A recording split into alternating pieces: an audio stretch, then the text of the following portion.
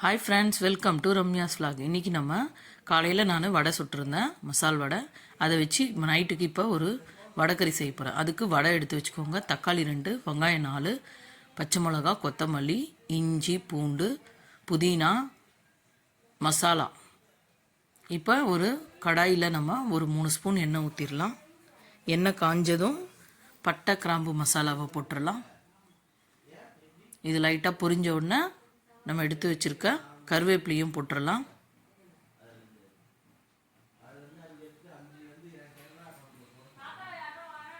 பச்சை மிளகாவையும் அதில் போட்டுடலாம்.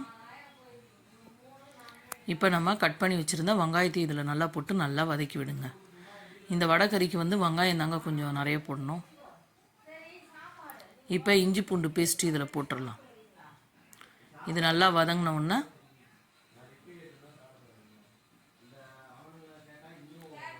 இதோட உப்பையும் போட்டுடலாம். நல்லா வதக்கி விடுங்க. இப்போ தக்காளியையும் போட்டு நல்லா வதக்கி விடுங்க.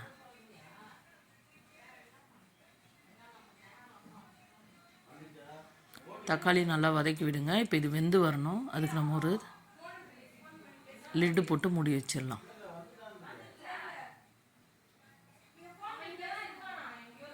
இப்போ தக்காளி நல்லா குழஞ்சி நமக்கு வெங்காயமும் நல்லா வதங்கி வந்திருக்கு. இந்த ஸ்டேஜில் நம்ம புதினாவையும் போட்டுடலாம். அதையும் நல்லா கலந்து விட்டுக்கலாம். இப்போ ஒரு ஸ்பூன் சில்லி பவுடர் போட்டுக்கோங்க. ஏன்னா நம்ம பச்சை மிளகாவும் போட்டிருக்கோம் காரம். இதுக்கு கரம் மசாலா ஒரு 1/2 ஸ்பூன் போட்டுக்கோங்க. இது எல்லாத்தையும் நல்லா கலந்து விட்டுக்கோங்க.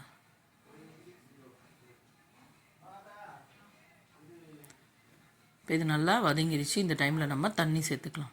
தண்ணி நல்லா கொதிக்கணும். அதுக்கு இதை நல்லா மிக்சிங்கை நல்லா கிளறி விட்டுட்டு கரண்டியில் நம்ம தட்டை போட்டு மூடிடலாம். தண்ணி கொதிக்கிற வரைக்கும் வெயிட் பண்ணலாம்.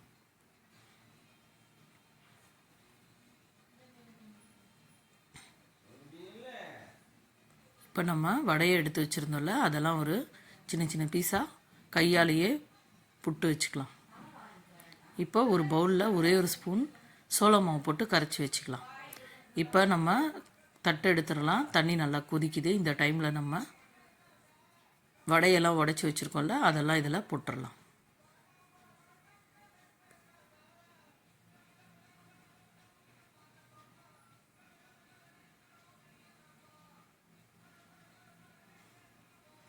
இப்போ நம்ம போட்ட வடையை இந்த தண்ணியில் நல்லா முழுகிற மாதிரி வச்சுட்டு ஒரு தட்டை போட்டு மூடி வச்சிடலாம். இப்போ பார்த்திங்களா, வடை இருக்குன்னு இடமே தெரியல பாருங்கள். இப்போ நல்லா நம்ம போட்ட அந்த கிரேவியோட அந்த வடையும் நல்லா பிளெண்ட் ஆகிடுச்சு.